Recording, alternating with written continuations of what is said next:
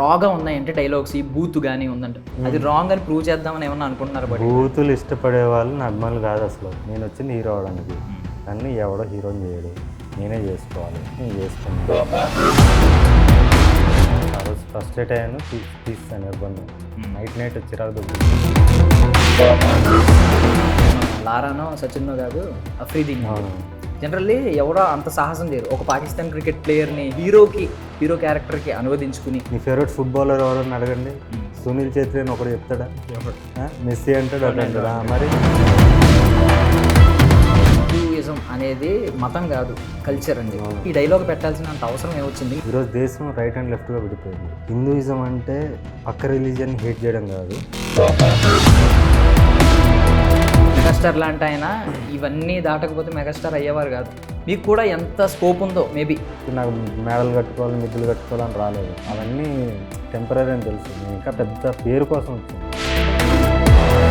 ఎప్పుడైనా ఆలోచన ఉందా సీసీఎల్లో ఆడాలని? సీసీఎల్ని ఎవరు ఫాలో అవుతారు అంతే సీరియస్గా?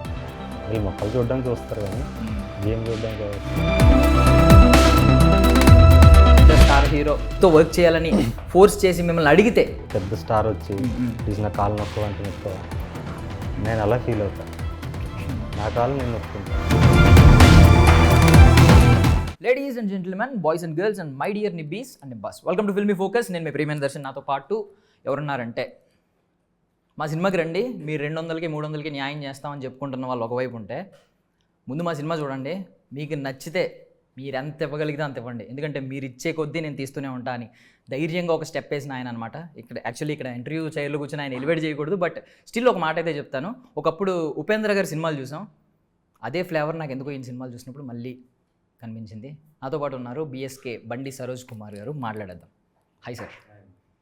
సో కొంచెం యాక్చువల్లీ సీరియస్గా ఉన్నారా? లేదు కదా, ఏమో మళ్ళీ ఆ పరాక్రమం ఏమన్నా ఇంకా లోపల ఉందేమో అని భయం. ఫస్ట్ ఆఫ్ ఆల్ ఒకటి ఏంటంటే 2002లో కదండి ఇందిరా సినిమా, 2001 అండి. ఓకే, ఇంచుమించు ఆ టైంలో వచ్చింది. ఆ టైంలో మీరు కూడా సిల్వర్ స్క్రీన్ మీద సినిమా చూసి విజిల్ కొట్టి నేను కూడా ఇక్కడ ఉంటే బాగుంటుందని ఇమాజిన్ చేసుకుని ఉండొచ్చు. ఇప్పుడు కొంచెం మీకు ఏదో టైం మిషన్ దొరికి వెనక్కి వెళ్ళినట్టు, ఒక పక్క ఇందిరా సినిమా రిలీజ్ అవుతుంది, పక్క థియేటర్లో మీ బొమ్మ పడుతుంది. మీరు ఒకప్పుడు మీరు ఎలా విజిల్ కొట్టారో ఇప్పుడు మిమ్మల్ని చూసి చాలామంది విజిల్ కొడతారు. వాటే మూమెంట్ అసలు, ఈ మూమెంట్ గురించి ఏం చెప్తారు? అదే నేను మాంగళ్యం సినిమాలో డైలాగ్ ఉంటుందండి, నువ్వు చేసే పనిలో నిజాయితీ ఉంటే యూనివర్స్ నీకు సహకరిస్తుంది అని. అది నాకు నిజం అనిపిస్తుంది ఈరోజు. అంటే ఇప్పటివరకు కూడా నాకు యూనివర్సే సహకరించింది. నేను స్పాంటేనియస్గా రాస్తున్నాను, కంపోజ్ చేస్తున్నాను, తీస్తున్నాను, ఎడిట్ చేస్తున్నాను, ఇవన్నీ కూడా నేను కాదనిపిస్తుంది. నేను మామూలు మనిషిని, ఏదో ఫోర్స్ ఉంది నా నా వెనక అనిపిస్తుంది. అంత ఇన్స్టింక్టివ్గా ఐడియాస్ రావడం ఇవన్నీ కూడా. సో యూనివర్స్ చేసిందేమో ఇక్కడ దాకా అనిపిస్తుంది. టీజర్లో ఫస్ట్ డైలాగ్, టీజర్ కాదు ప్రోమో చిన్నది వచ్చింది అందులో అనుకుంటా. ఫస్ట్ డైలాగ్ ఒకటి ఉంది, నేను లారానో సచిన్నో కాదు అఫ్రీదీన్ అని చెప్పి. జనరల్లీ ఎవరో అంత సాహసం చేయరు. ఒక పాకిస్తాన్ క్రికెట్ ప్లేయర్ని హీరో క్యారెక్టర్కి అనువదించుకుని చెప్పరు డైలాగ్. ఎందుకంటే మనం పాకిస్తాన్ని మీమ్స్లో చూడొచ్చు, ఎక్కడైనా చూడొచ్చు. పాకిస్తాన్ని మనం ఎప్పుడు ఎనిమీలాగే చూస్తూ ఉంటాం. ఈ సాహసం ఎలా వచ్చింది అసలు, ఎందుకు? దాని సినిమాలో ఉంటుందండి ఎక్స్ప్లెనేషన్, సత్యబాబు చెప్తాడు, అది మీరు సినిమాలో చూడాలి. అదేంటంటే నేను క్రికెట్ లవర్గా, క్రికెట్ని లవ్ చేసేవాళ్ళు ఎవరైనా కూడా ఆ పర్టికులర్ ప్లేయర్ని లవ్ చేస్తాం మనం. నాకు రికీ పాంటింగ్ ఇష్టం ఫర్ ఎగ్జాంపుల్. నువ్వు ఆస్ట్రేలియా వాడిని ఇష్టపడుతున్నావు అంటే దట్ ఈస్ నాన్ సెన్స్. క్రికెట్లో నాకు అది ఇష్టం. నీ ఫేవరెట్ ఫుట్బాలర్ ఎవరని అడగండి, సునీల్ ఛేత్రి అని ఒకటి చెప్తాడా? మెస్సీ అంటాడు, అంటాడా? మరి అది కాదు, వాళ్ళకి దీనికి సంబంధం ఏంటి? క్రీడను చూసినప్పుడు అందులో ఉన్న కళాకారుడు కానీ క్రీడాకారుడు కానీ మనం వాళ్ళలో ఉన్న దాన్ని చూస్తాం తప్ప దాంట్లో మనకి దేశాలు ఇవన్నీ ఎలా పుట్టినాయండి? దేశాలు అనే బౌండరీస్ మనం గీసుకునేది. మన వీధిలో కుక్కలు ఉన్నాయనుకోండి, వేరే కుక్కలు వస్తే వీటి టెరిటరీలోకి రానివ్వవు. అలాగే మనుషులను కూడా మనం చేసుకున్నాం. అంటే ఒక్కొక్క కామన్ ఐడియాలజీ ఉన్న వాళ్ళందరూ ఒక కంట్రీగా డివైడ్ అయ్యింది తప్ప. బట్ వెన్ యూఆర్ స్పోర్ట్స్ కానీ ఆర్ట్ కానీ వాటిలో ఈ బౌండరీస్ ఉండవని నా ఫీలింగ్. అదే నిజం. ఇది ఇండియా పాకిస్తాన్ క్రికెట్ ఆడినప్పుడు సచిన్ కాకుండా అఫ్రీదీకి సపోర్ట్ చేసే వాళ్ళు తక్కువ మంది ఉంటారు. అలా ఉండరు అసలు ఎక్కువ మంది. అది వేరే ఆస్పెక్ట్. మన ఇండియా పాకిస్తాన్ ఆడుతుందంటే డెఫినెట్లీ ఇండియాకి సపోర్ట్ చేస్తాం. బట్ క్రికెటర్గా అఫ్రిదికి ఇచ్చే మర్యాద అఫ్రిదికి ఉంటుంది. ఒక అగ్రెసివ్ ప్లేయర్గా అగ్రెషన్ తీసుకొచ్చి ఆ ఏజ్లో 17 ఏళ్ల వయసులో 36 బాల్లో సెంచరీ, 37 బాల్లో సెంచరీ కొట్టాడు. సో అది అదొంది సాధించాడు కదా. అతను ఏ కంట్రీ అయితే ఉంది. మన కోహ్లీని పాకిస్తాన్లో ఎంతమంది లవ్ చేయరు. యాక్చువల్లీ కళాకారుడిని కూడా ఇప్పుడు అంటే మనోడా పరాయోడా అని చూస్తూ ఉంటాం. కళాకారుడు నిజంగానే ఎవరు అలా చూడరు. కళాకారుడు, క్రీడాకారుడు ఎవరన్నా.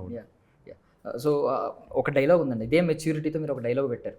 దాని గురించి చాలామంది కింద రెస్పాండ్ అవుతున్నారు. అంటే హిందూయిజం అనేది మతం కాదు, కల్చర్ అని చెప్పి చాలా అంటే ఒక మెచ్యూర్ డైలాగ్. మీరు చూసిన అంటే ఈ డైలాగ్ పెట్టాల్సినంత అవసరం ఏమొచ్చింది? మేబీ సినిమాల్లో ఒక పార్ట్ అయి ఉండొచ్చు, లేదు మీరు సమాజంలో చూసిన ఏదన్నా ఒక పర్టికులర్ ఇన్సిడెంట్ మిమ్మల్ని ఇన్స్పైర్ చేసి ఈ డైలాగ్ నేను ఖచ్చితంగా నెక్స్ట్ సినిమాలో పెట్టాలని ఏమన్నా అనుకున్నారు? సమాజంలో చూసిందే నేను ఆల్రెడీ చెప్పాను చాలా ఇంటర్వ్యూస్లో. ఈరోజు దేశం రైట్ అండ్ లెఫ్ట్గా విడిపోయింది, ప్రపంచమే రైట్ అండ్ లెఫ్ట్గా విడిపోయింది. హిందూయిజం అంటే పక్క రిలీజియన్ హేట్ చేయడం కాదు, హిందూయిజం అంటే కల్చర్. ఈ కల్చర్ నుంచే వేరే మతాలు పుట్టాయి. మన హిందూయిజం గొప్పతనం అది. మన హిందువులకి అందరూ దేవుళ్ళే. హిందూయిజం అంటేనే నీకు ప్రపంచంలో ఈ విశ్వంలో ఉన్న ప్రతి ప్రాణి కానీ విశ్వం కూడా దేవుడే. సో అలా మనం ఒక మనిషికి సహకరించే ప్రతి విషయాన్ని, మనిషిలో భాగమైన మన జీవితంలో భాగమైన ప్రతి విషయాన్ని కూడా మనం దేవుళ్ళ చూస్తాము.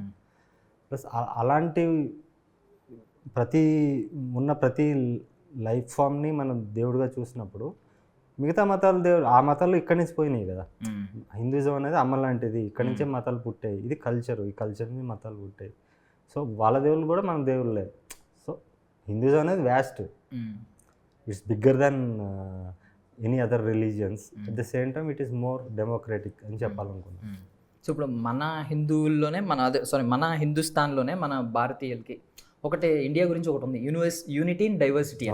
బట్ ఇప్పుడు జరుగుతున్న సొసైటీలో ఏంటంటే ఈవెన్ హిందువులు కూడా ఆ ట్రాప్లో పడిపోయి, అంటే ఆ హిందువులు అని చెప్పుకునే వారు కూడా ఆ ట్రాప్లో పడిపోయి మెయిన్ ఆ మూలం ఆ అర్థం మర్చిపోయి మతం అనే ఒక ట్రాప్లోకి పడిపోయి డివైడ్ చేసేసుకుంటున్నారు. మీరు వేరు అని దానికి ఎన్నో యూట్యూబ్ వీడియోస్ వస్తూ ఉన్నాయి, సోషల్ మీడియాలో వార్స్ జరుగుతున్నాయి. సో దీని గురించి ఏమన్నా పర్టికులర్గా చెప్పబోతున్నారు? వాళ్ళందరిలో మార్పు రావాలని అదొకటి. అండ్ నేను యాక్చువల్లీ ఇప్పుడు లాస్ట్ టైం మీరు నేషనల్ వైడ్ రిజల్ట్స్ చూస్తే, సెంట్రల్లో జరిగిన రిజల్ట్స్ చూస్తే నేను చెప్పిన వాళ్ళు ఇప్పుడు న్యూట్రల్ పీపుల్ ఎక్కువ మంది ఉన్నారని క్లియర్గా అర్థమైపోతుంది మనకి. ఆయన మోడీ చరిష్మా కూడా ఆపలేకపోయింది.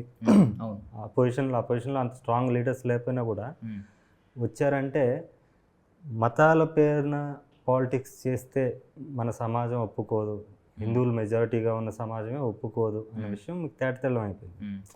సో మీరనే డివిజివ్ పాలిటిక్స్, మతం ఆధారంగా జరిగిన పాలిటిక్స్కి ఇన్ఫ్లుయెన్స్ అయ్యే వాళ్ళు చాలా తక్కువ మంది ఉంటారు.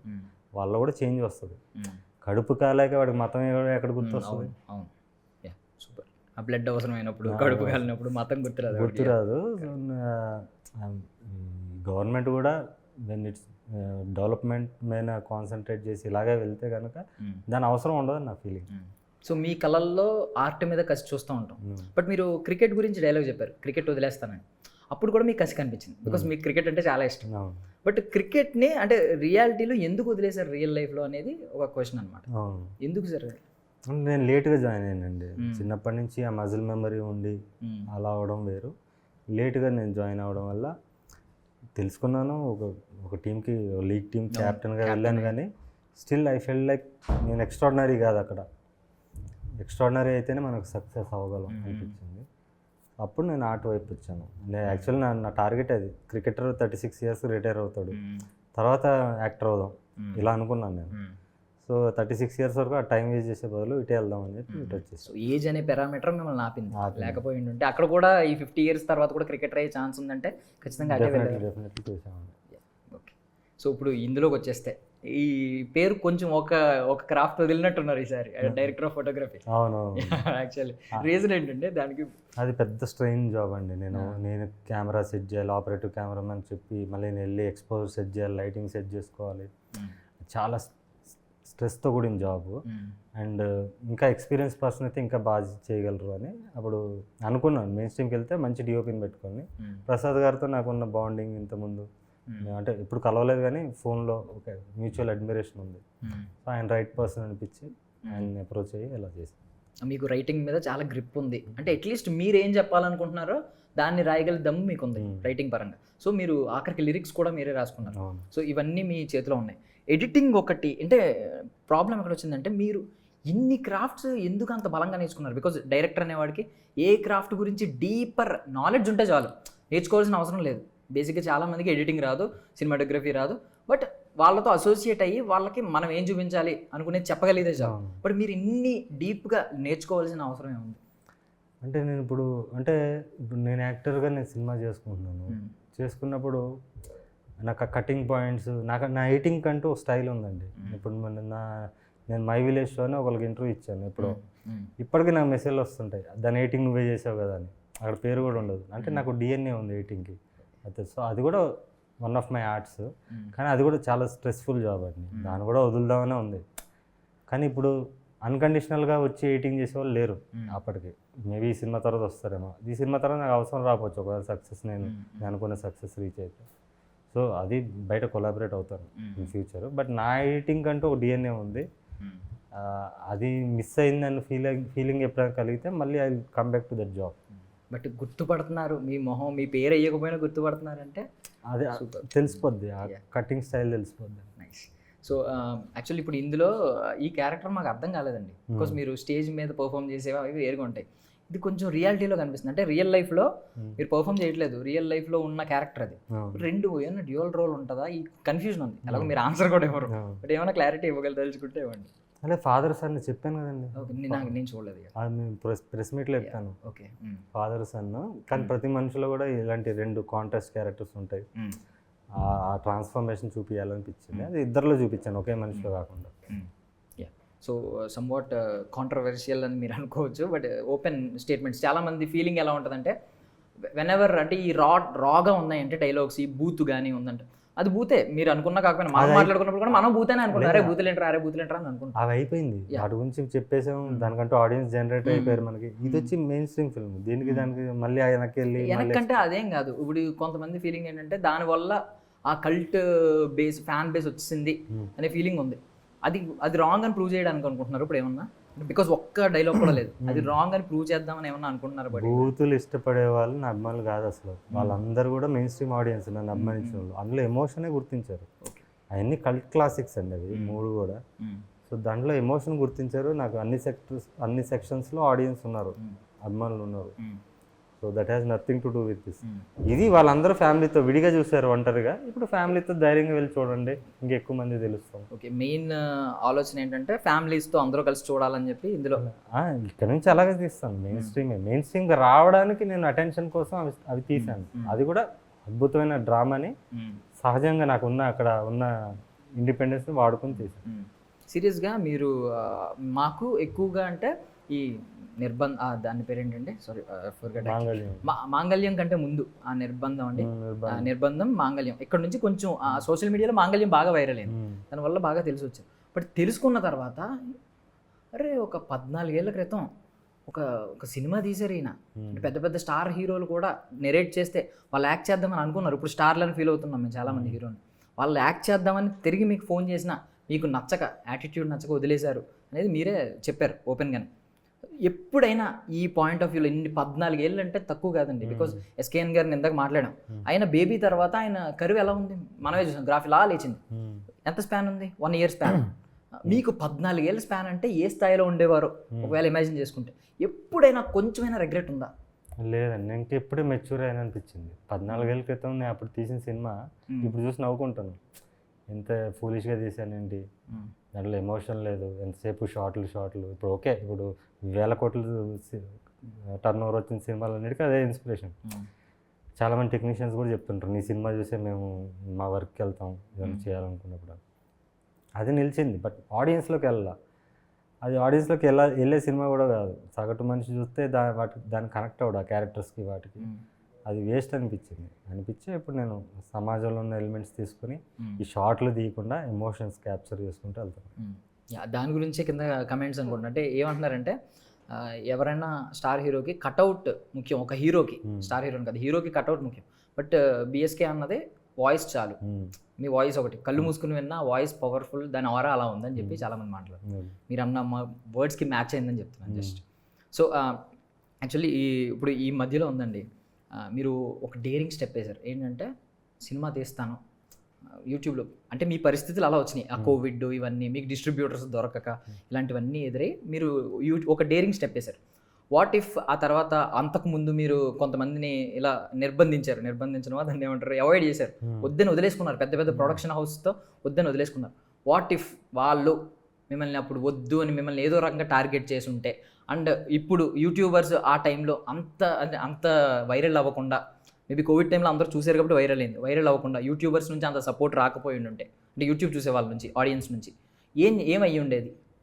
ఏమండి ఇంకో ప్రయత్నం వేరేలా చేసామండి. అంటే ఒకవేళ ఎంత దెబ్బ కొట్టినా అంత డీప్గా కిందకి పడిపోయినా అదే యాటిట్యూడ్తో ఇంకో సినిమా తీసేవారు. 100%.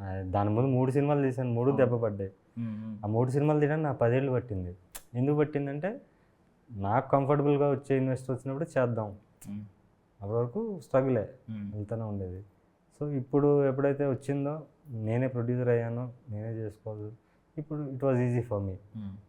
అండ్ ఇది కూడా ఉందండి, మీరు చిన్న చిన్న క్యారెక్టర్స్ కూడా మీరు చేసేసుకుంటూ ఉండడం, అది బడ్జెట్ గురించి ఆలోచించా, లేదు ఈ క్యారెక్టర్ నేనే చేయాలని ఏమన్నా ఆలోచన? ఏ చిన్న చిన్న క్యారెక్టర్ అంటే ఇప్పుడు ఏ క్యారెక్టర్ అయినా మీరు చేయాలనుకుంటున్నారు కదా, ఇప్పుడు హీరో క్యారెక్టరైజేషన్స్ ఎలాగ చేసుకుంటున్నారు లేండి. అంటే ఇప్పుడు ఏదైనా మధ్యలో ఒక హీరోని పట్టుకుని ఇదంతా ఆలోచించి చెయ్యదే, అదే మీరే చేసారా, లేదు ఫస్ట్ నుంచి యాక్టర్ అనే మైండ్ సెట్? నేను ఆల్రెడీ చెప్పాను చాలా ఇంటర్వ్యూస్లో, హీరో అదానో వచ్చాను, హీరో అనకూడదు, యాక్టర్ అనాలి అని ఇవ్వండి. ఫస్ట్లో అందరూ హీరోలు అని చెప్పుకుంటున్నారు, మీరు హీరోలు ఏంటి, సినిమాలో హీరో, నేను యాక్టర్ అని చెప్పుకోవాలి, టామ్ క్రూజ్ నేను హీరో అంటాడా, ఇలా చెప్పామండి.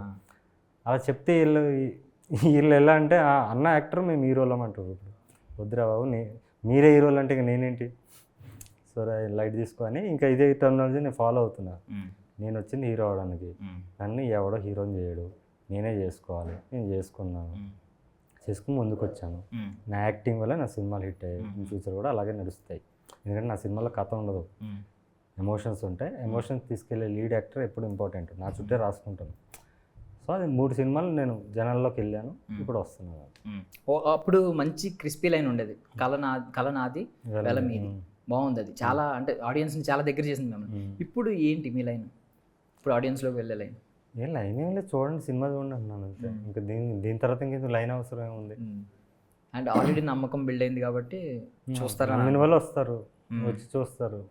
సినిమా బాగుంటే ఒక్క షో అండి మారిపోద్ది, టాక్ మారిపోద్ది. సో ఉపేంద్ర గారు అని అన్నాను ఎందుకంటే మాకు అలా అనిపించింది, కింద కమెంట్స్ కూడా చాలామంది పెట్టారు. ఏమన్నా ఉపేంద్ర గారి ఇన్ఫ్లుయెన్స్ ఏమన్నా మీ సినిమా మేకింగ్ పై కానీ, లేదంటే మీరు నేను సినిమాల్లోకి వెళ్ళాలనే తపన కానీ క్రియేట్ చేసింది, ఆయన ఇన్ఫ్లుయెన్స్ ఏమన్నా ఉందా? అలా ఏం లేదు. నాకు ఆ రోజు ఫ్రస్ట్రేట్ అయ్యాను, తీస్తాను నిర్బంధం. నైట్ చిరాకు దొబ్బింది, రేపటి నుంచి తీసేద్దాం, దగ్గర కెమెరాలు ఉన్నాయి, యాక్టర్స్ ఉన్నారు, అందరిని పిలిచి వెళ్ళిపోయి తీసా, లొకేషన్ చూసుకొని తీస్తాను.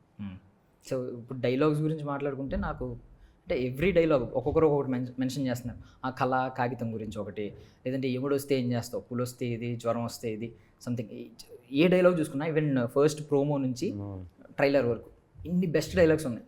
మీరేమన్నా అంటే ఒక బెస్ట్ చెప్పాలి కాబట్టి, ఈవెన్ సినిమాలోదైనా లేదంటే ఈ మూడిట్లలోదైనా బెస్ట్ డైలాగ్ అని మీకు ఏమనిపించింది హోల్ సినిమాలో? ఈ సినిమాలోనా? ఈ సినిమాలో మీరు థియేటర్లో చూడాలి, అది నేను చెప్పలేదు. అది చెప్పకూడదా? ఓకే, మీ హోల్ సినిమాస్ అన్నిట్లో చెప్పండి. మాంగళ్యంలో లాస్ట్ కుల వ్యవస్థ గురించి చెప్తాడు కదా, అది నా బాగా డీప్గా నేను రాశాను, అప్పటికప్పుడే రాశాను, కానీ ఎప్పటి నుంచో నాలో ఉంది అది. కులం అంటే ఏంటి చెప్పాలి జనాలకి, కులం అంటే వృత్తి, కులం అంటే నీ పుట్టుకు కాదు, నీ పొటెన్షియల్ అని చెప్పాలనుకున్నాను. అది నా ఫేవరెట్. సో సొసైటీలో మార్పులు కోరుకున్నవే కొన్ని క్వశ్చన్ చేస్తున్నారు డేర్గా. ఇండస్ట్రీలో ఏమన్నా మార్పులు కోరుకుంటున్నారా? ఏదైనా ఒక్క మార్పు అయినా చెప్తానే ఉంటాగా ఎప్పటికప్పుడు. రెగ్యులర్ ఒక బెస్ట్ చెప్పండి. నేను ఒకటే అన్నాను కాబట్టి మేజర్ ఇష్యూ మీరు అనుకుంటున్నది. అదే ఇండస్ట్రీ మీడియా ఏకమవ్వకూడదండి. మీడియా ఎప్పుడు ఇండస్ట్రీకి అగెనిస్ట్గా పనిచేయాలి, చేసి రివ్యూస్ ఇవ్వాలి. ఏ రోజు సినిమా ఆ రోజు రివ్యూ ఇచ్చి పడేయాలి. బళ్ళు ఓడలు అవుతాయి, ఓడలు బళ్ళు అవుతాయి. అప్పుడు టాలెంట్ ఉన్నోడే ఇక్కడ సర్వే అవుతాడు. టాలెంట్ లేకుండా ఒక ఇమేజ్ పెట్టేసుకొని వీళ్ళు సైలెన్స్ చేసేసి, ఇప్పుడు మీడియా అంతా సైలెంట్గా ఉన్నారు, సినిమా ఎలా ఉంది చెప్పరు. ట్విట్టర్లో బోట్స్ చెప్తుంటాయి బాగుంది బాగుందని, బుక్ మై షోలో బోట్స్ చెప్తున్నాయి. ఇలా వెళ్ళకూడదు. మీడియా అంతా కూడా ఎప్పుడు విమర్శించడానికి రెడీగా ఉండాలి అని నా ఫీలింగ్. నైస్, బాగుంది. మీ నాన్నగారు కూడా ఒకప్పుడు జర్నలిస్ట్. అంటే అప్పటికి ఇప్పటికి ఏమైనా మార్పులు చూసారా? బికాస్ క్లోజ్గా ఒక జర్నలిస్ట్ మీరు అబ్జర్వ్ చేశారు కదా, చెప్పాను ఆ జర్నలిస్ట్కి ఈ జర్నలిస్ట్కి మార్పులు ఏం చూసారు? అదే నేను జర్నలిస్ట్ అంటే చాలా మర్యాద. మా నాన్నతో నేను ఒక రాజకీయ నాయకుడు ఇంటికి వెళ్ళినప్పుడు 8 ఏళ్ళ వయసులో మా నాన్న కాలు మీద కాలేసుకుని సిగరెట్ తాగుతూ ఆయనతో మాట్లాడాడు. అరే మనం బస్సులో వెళ్ళాం, ఆయనంత డబ్బు ఉన్నాడు, ఆయన ముందు సిగరెట్ కాలు మీద కాలేసుకుని తాగేవేంటి అని అడిగా. వాళ్ళు ఏదో గొప్పలు అనుకుంటాం కదా ఇవన్నీ చూసి ఆ వయసులో. అప్పుడు చెప్పాడు, అరే మనం జర్నలిస్ట్ ఉంటా, నేను విలేకరు కంటే మర్యాద ఉంటుంది, ఎవడన్నా భయపడాల్సిందే అన్నట్టు చెప్పాడు అన్నమాట ఆయన స్టైల్లో. అప్పుడు నాకు జర్నలిస్ట్ అంటే ఒక మర్యాద ఉండేది. సినిమాల్లో కూడా ఇలా పక్క సంచి చేసుకుని అప్పట్లో చూపించేవాళ్ళు జర్నలిస్ట్ అంటే ఒక సిన్సియర్ ఇట్లా. అలాంటిది నేను ఇప్పుడు majority of people, not everybody, గొప్ప జర్నలిస్టులు ఉన్నారు, లైమ్లైట్లో రాని వాళ్ళు ఉన్నారు, ఇప్పుడు యంగ్ జనరేషన్ జర్నలిస్టులు మంచి వాళ్ళు వస్తున్నారు. మొన్న ఒక అబ్బాయి గలాట ఇంటర్వ్యూ చేశాడు, అద్భుతంగా చేశాడు, స్టన్ అయిపోయాను. అలాంటి జర్నలిజం రావాలి. సో మీడియా హౌస్ మేనేజ్మెంట్కి కూడా, ఈ మీడియా పెద్ద పెద్ద సంస్థలు ఉన్నాయి కదా, వాళ్ళకు కూడా ఈ మెసేజ్ వెళ్ళాలి. ఎందుకంటే మీకు సినిమాలతో పని లేదు, పొలిటీషియన్స్తోనే మీకు పని. సినిమాలతో ఏం పని? ఎలక్షన్ టైంలో ఆడింట్లో కూర్చుంటాడు. సో వీళ్ళ వల్ల మీకు రూపాయి యూజ్ లేదు. మీరు ధైర్యంగా చెప్పండి, రివ్యూలు చెప్పండి. సినిమా పోతే స్టార్ అనేవాడు కింద పడతాడు, ఇంకొక కొత్త స్టార్ వస్తాడు. కంటెంట్ మీద వెళ్ళాలి. జనాలు మోసం చేసుకుంటూ మనం సైలెంట్ అయిపోవడం వల్ల ఒక రన్ వచ్చేసింది, 3-4 రోజుల్లో కలెక్షన్ వచ్చేసింది, అది రాంగ్ అంటున్నా. ఇంతకుముందు 100 రోజులు ఆడితే సినిమా హిట్. ఇప్పుడు ఓకే, ఆ స్కోప్ లేకపోయినా ఒక కలెక్షన్ అనేది బేస్ చేసుకుంటున్నారు, కానీ స్టిల్ ఆ కలెక్షన్ వచ్చే వరకు మీరు సైలెంట్ చేస్తున్నారు కదా మీడియాని. అది చేయకూడదు అంట. మెయిన్ స్ట్రీమ్ ఇప్పుడు మీరు టీవీ రోజు చూస్తామండి, టీవీలో రివ్యూ చేసేయండి, పొద్దున్నే రిలీజ్ అయింది, ఆ రోజు సాయంత్రం రివ్యూ అయింది, జనాలు డిసైడ్ అవుతారు వస్తారా రారా అనేది. రివ్యూ నెగిటివ్గా ఉన్నా వెళ్ళి చూసి, అరే వీడి రివ్యూలు నమ్మొద్దురా, ఈ ఛానల్ది సినిమా బాగుంది అన్నాడు అంటే ఆ రివ్యూలు నమ్మరు. సో యాక్చువల్గా అండి, ఒకప్పుడు చిన్నప్పుడు మనం ఏదన్నా ఉందంటే మనం వండి పట్టుదల మనకు ఉంటుంది. సమాజం గురించి, మన ఇంట్లో వాళ్ళ గురించి మనం పట్టించుకోం, మనం ఏది డిసైడ్ అయితే అదే చేస్తాం. సమ్ టైమ్స్ మన యాటిట్యూడ్ మనకు ఉంటుంది, నచ్చకపోతే మొండికి వెళ్ళి పక్కకి వెళ్ళి ఏడుస్తూ ఉంటాం. బట్ మెచ్యూరిటీ వచ్చిన తర్వాత కొన్ని ఫ్యామిలీస్ కోసం అడ్జస్ట్ అవుతూ ఉంటాం. సో సేమ్ కైండ్లో మిమ్మల్ని చూసుకుంటే ఒకప్పుడు మీరు రెబల్లా ఉన్నారు, బట్ ఇప్పుడు మీ మీద బాధ్యతలు వచ్చినాయి. ఏంటంటే మీ సినిమాలు బయట ఆడియన్స్ కోరుకుంటున్నారు. సో వాళ్ళ కోసమైనా నెక్స్ట్ ఎప్పుడన్నా ఏదైనా ఒక మేజర్ ప్రొడక్షన్తో చిన్న ఇష్యూ వచ్చినా భరిస్తారా, లేదు అదే స్టబర్నెస్ ఉంటుందా? ఇష్యూ వచ్చే మేజర్ ప్రొడక్షన్స్తో పనిచేయండి, నాకు తెలిసిపోద్ది. ఇప్పుడు నేను ఇంత సైకాలజిస్ట్ మీద సినిమాలు తీస్తున్నాను, మాటలు రాస్తున్నా అంటే నేను అసెస్ చేయగలను. ఇక్కడ నా ప్రాబ్లం వస్తుంది అనిపిస్తే నేను కమిట్ అవ్వను. అంటే ఇప్పుడు సైకాలజీ మీకు సైకాలజీ గురించి బాగా తెలుసు కాబట్టి మీరు కావాలంటే మాటలతో అవతల వాళ్ళని కొంచెం మౌల్డ్ చేసుకోగలరు, ఆ క్యాపబిలిటీ కూడా ఉంది. మెగాస్టార్ లాంటి ఆయన ఇవన్నీ దాటకపోతే మెగాస్టార్ అయ్యేవారు కాదు. మీకు కూడా ఎంత స్కోప్ ఉందో మేబీ అదేమన్నా మిస్ అవుతారేమో కదా. బికాజ్ ఇప్పుడు ఇందాక 14 ఏళ్ళ స్పాన్ గురించి నేను మాట్లాడాను, ఈ కైండ్ ఆఫ్ చాలా పాజిటివ్ నోట్లో అడుగుతున్నాను నేను. లేదు, కరెక్టే, మీరు అడిగింది కరెక్టే. నేను మనుషుల మీద డిపెండ్ అయ్యి రాలే కదా ఇక్కడ దాకా. ఇది సక్సెస్ అయ్యాక నాకు అవసరం ఏంటి? ప్రజలు నాకు ఆ బలం ఇచ్చాక నాకు అవసరం ఏముంది? కొత్త రక్తం వస్తుంది, కొత్త వాళ్ళని తీసుకొస్తాను, ప్రొడ్యూస్ చేస్తాను సినిమాలు. నాకు వచ్చిన డబ్బులు సినిమాలకే ఖర్చు పెడతాను. నేను నా సింపుల్ లివింగ్ నాది. నా ఫోన్ ఏదో మామూలు డబ్బా ఫోన్ ఉంటుంది, కారు కొనుక్కుని తిరగను, నేను బిల్డప్ ఇవ్వను, మాస్క్ వేసుకుని చిన్న బండి వేసుకుని వెళ్ళిపోతాను ఎక్కడికైనా వెళ్ళాల్సి వస్తే. ఒంటరిగా ఉంటాను, నాకు ఖర్చు లేదు. నాకు మేడలు కట్టుకోవాలి, మిద్దులు కట్టుకోవాలని రాలేదు. అవన్నీ టెంపరీ అని తెలుసు. నేను ఇంకా పెద్ద పేరు కోసం వచ్చాను. సో నా అలాంటి వాడికి ప్రజలు బలం ఇస్తే సినిమా కూడా మారుతుంది. అప్పుడు వేరే వాళ్ళు అవసరం ఏంది? పెద్ద ప్రొడక్షన్ హౌస్ బిఎస్కే మెయిన్ స్ట్రీమే అవుద్ది. చాలా పాజిటివ్గా చెప్పారు, మంచి హోప్ ఉంది కూడా మీకు. సో మ్యూజిక్ గురించి ఒకటే మాట్లాడుతున్నానండి, ఈ వేయింగ్ క్రాఫ్ట్స్ గురించి నేను మాట్లాడలేదు. మ్యూజిక్ అనేది ఎంతైనా కొంచెం డిఫరెంట్ ఇవన్నిటితో పోలిస్తే, అది ఒక సెపరేట్. అంటే ఒక మిత్, అది మ్యూజిక్ డైరెక్టర్కి అన్ని ఇన్స్ట్రుమెంట్స్ రావాలనేది మిత్, అంటే మా ఆలోచన. బట్ ఏవి రావట్లేదు జనరల్లీ. రావట్లేదు, ఒక ఇన్స్ట్రుమెంట్లో నువ్వు స్పెషలిస్ట్ అయి ఉండాలి. ఏదో ఒక ఇన్స్ట్రుమెంట్, నీ మ్యూజిక్ లాంగ్వేజ్ మీద గ్రిప్ ఉండాలి. ఎనీ మ్యూజిక్ డైరెక్టర్ అంతే. మీరు ఇళయరాజాని మీరు వెళ్ళి ఏది ట్రంపెట్ వాయించమంటే వాయిస్తాడా అని తెలియదు. ట్రంపెట్ ప్లేయర్కి నోట్స్ ఇస్తాడు, అరే మ్యూజిక్ బాగా కొట్టాడరా అంటారు కదా, అది రాంగ్ యాక్చువల్లీ. మ్యూజిక్ బాగా కంపోజ్ చేసాడరా అనాలి. అప్పుడు మనకు తెలియదు కాబట్టి, అప్పట్లో సోషల్ మీడియా రాలేదు కాబట్టి ఓకే.